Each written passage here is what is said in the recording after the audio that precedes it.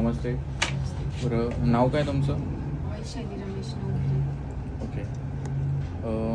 कुठून आले तुम्ही? रोज आम्ही. नेमकं काय त्रास होता तुम्हाला? माझे हे खांदा दुखायची सुरुवातीला, त्याच्यानंतर मग इथं कोपऱ्यात दुखायला लागला आणि खूप अंगठा दुखत होता. ओके. आता इथं आल्यानंतर कसं काम झालं? आता 90% बरं वाटले. अंगठा आणि खांद्याचं फक्त इथं मधलेच राहिले. ओके, ते पण होऊन जाईल. आता याच्या आधी कोणाला दाखवलं होतं तुम्ही? किती डॉक्टरांना दाखवलं? एकच डॉक्टरकडे गेलो. ओके, त्याचं काही फरक तिकडे गेला? ते पेन किलरने तेवढं बोलतं बरं वाटलं. नंतर बरं जसं येतं जसं तसं. आहे तसंच चांगलं. ओके.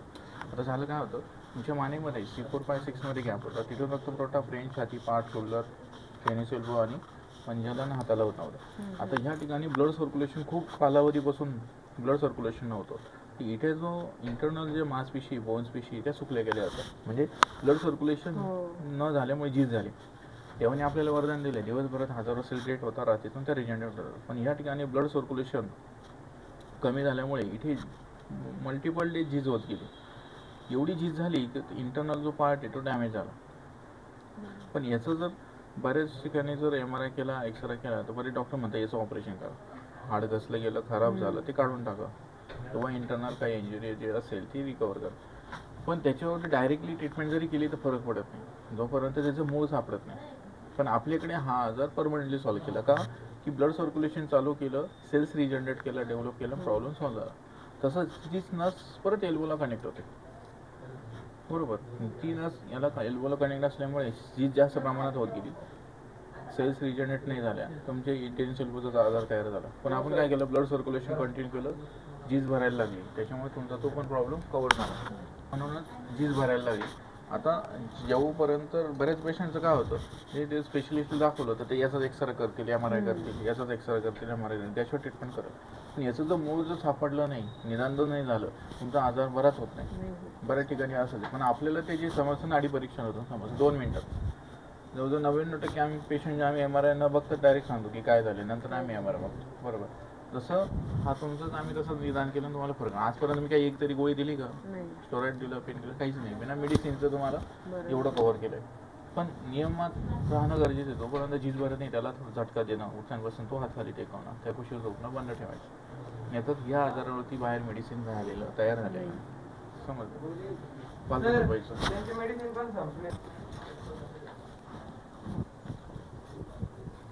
हां, किती झाले त्याचे?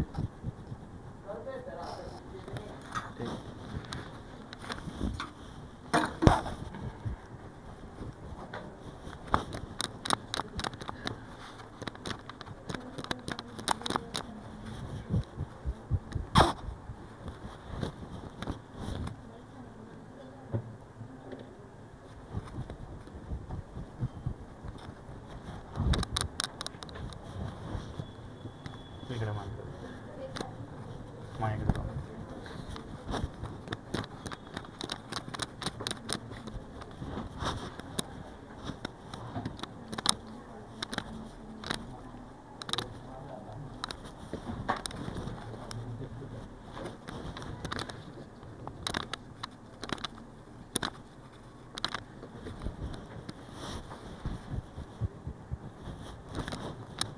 खाली कंबर पाय पण असतो ना.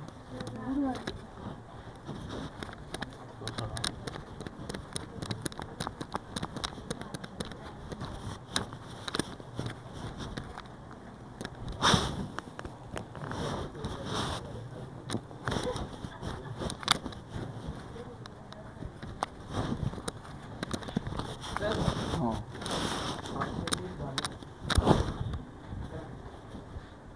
खरं कमरवरती हात मोठा पाय इकडे डोकं पाय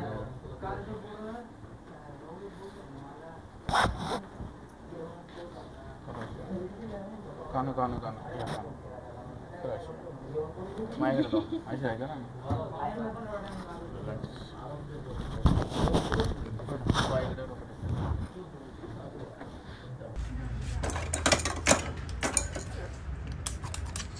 हाड नका वर काढू नीट हे पण टेकवून खाली.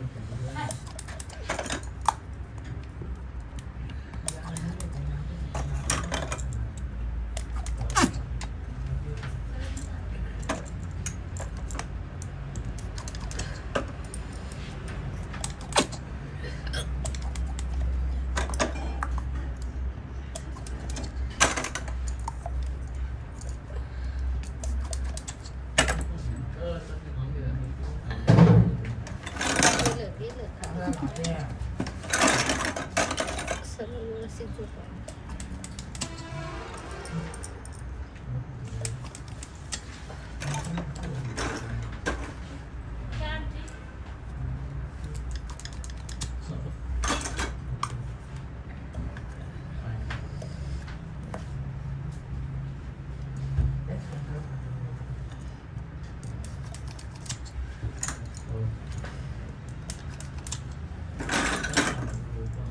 तुमच्या मानेला नाही केली का ट्रीटमेंट?